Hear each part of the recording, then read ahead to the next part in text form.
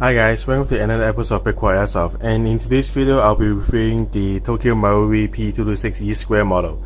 Now opening the box, you get your bunch of warning sheet and you get some target practice and you have a manual. Now I actually spent some time reading the manual this time, and because I thought someone put the time and effort in it, so I actually read through it and I found a few interesting points.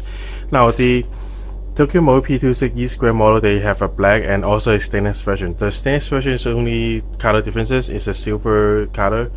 And from Tokyo Marui, they also have a P226 Rail version. Now the Rail version and the E2 version is a little bit different. For the appearance, the E2 is sort of have a two-tone color between the rail and the lower frame. The rail has a slight gray in it. And the rail version is all black. Now I don't have the rail version with me. I only compare them visually in the gun store. And the second difference is the grip panels. In the E2 model, the grip is a clamp-on style, and the rail version, they have two screws here for the panels. And the E2, the grip is a little bit smaller, so it fits a smaller hand. So that's the main visual differences between the E2 and the Rail model. Now in the box, in here you get the BBs from Tokyo Marui, and also this is the magazine stopper. It's for people who wants to practice drawing and shooting the guns without firing any BBs. Okay, going over the actual pistol. Now you get your standard 3-dot sights. You get this is a takedown lever when you're take down the rail, and this is a decocker, and there's your mag release, and there's your slide release. Now after you cock the gun, the decocker is for you to decock it. And I see some people that pull down the hammer, press the trigger and release the hammer, and I actually found on the menu that they do not suggest you to do that. So you better decock the gun by pushing down the decock lever. And it is a double action pistol, so what it means is after you insert the magazine, you do not need to cock the gun in order to fire. You can simply press the trigger and it will cock the gun from then on. And it does not have a safety, which I like. There's a lot of times that I have the gun in my holster and the safety accidentally got turned on, and when I pull the pistol and I fire, and I was in trouble. So something that I don't like about this is this white marking right here. It really sticks out from the whole gun. So I will probably use a black marker to cover it or something. As for the hop up for the pistol, there's an adjustment dial inside. So first you take down the slide by pulling back the slide in here, turn the lever and take out the whole slide, and the hop up dial is right here for less or more hop. Now when you're putting the slide back on, sometimes the takedown lever does not want to go back to position. It feels like there's something stuck. So what I do is you first slide lock the gun, and you put this part back a bit until you hear the click, and now it goes back on. So that's the gun itself. And now I'm going to the chrono test. In the chrono test, again, if you have watched my video before, I'm going to do 3 different style chrono. One is a single fire, one is a burst fire, and the third one is a rapid fire. So let's go see the chrono test. Oh, and I'll be using 0.25 gram BBs because that's what I'm using in real life, so I'm going to chrono based on that. I'm also going to do accuracy test based on using 0.25 gram BBs. Oh, one more thing that I want to mention before we do the chrono accuracy. In the E2 version, they include an extra sheet for parts, and the one that they circle or they highlight in red are the parts that's only for the E2 model. The left one here is for the normal P226 Rail, and this is for the E2 model. So I look at some of the parts that they look very similar. I don't have them in physically, so I can compare the differences.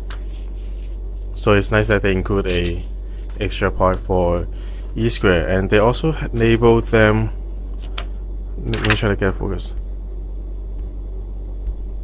And they also label the part with E2 at the back. So, oh, there you go. So, for example, this 226E2-10. So, all the E2 part, they have a E2.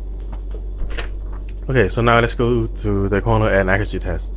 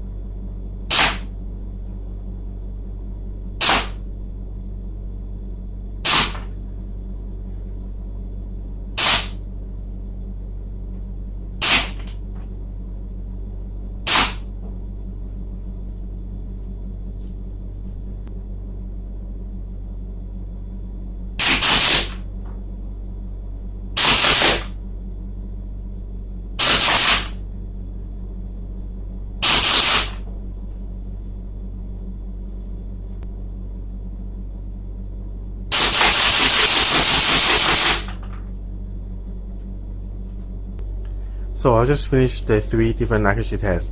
Now all these target sheet is available on the website. You're welcome to download and try it by yourself and see if you have different results than I do. Now for the single fire is the one that we're looking for the accuracy of the gun. And for the rapid fire and the burst fire and the rapid fire recreates the situation in real CQB or in real airsoft game where you are not going to shoot the enemy one by one. You're probably going to shoot him in a few round bursts, or you just want to go magnum on the guy. So in rapid fire, you can see in the video the 3 rounds grouping for each burst. And for rapid fire is pretty much how well is the gun, how easy it is to control the gun's recoil management. So in 7 meters, if you although this looks very shallow, it's still within a hand size. So in 7 meters, if you see someone's hand popping out, if you do a 12 round dump on that guy, you're probably going to hit his hand. So this is the recoil management, just a reference. And for mainly accuracy, you'll be looking at the single shot and the burst fire. So overall, this is a really great pistol, and I really miss Tokyo Marui. The plastic slide makes it really slappy, and I'm a trigger happy person, so I like to shoot things as fast as possible. And not having to cock the gun while in holster really makes a big difference, because I pistol is my secondary. I rarely pull out my pistol.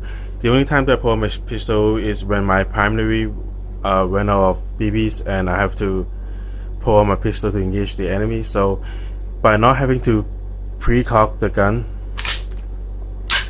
in my holster all the time really save putting the stress in the hammer spring, so I can have the gun in natural position and I can just pull out from my holster and start shooting. So this is the conclusion of this video. If you like what I've just done on the Tokyo Marui P226E2 model, please subscribe to the channel and let me know in the comment section if you want me to test some other things. And remember to tune your guns before the game. See you guys next time.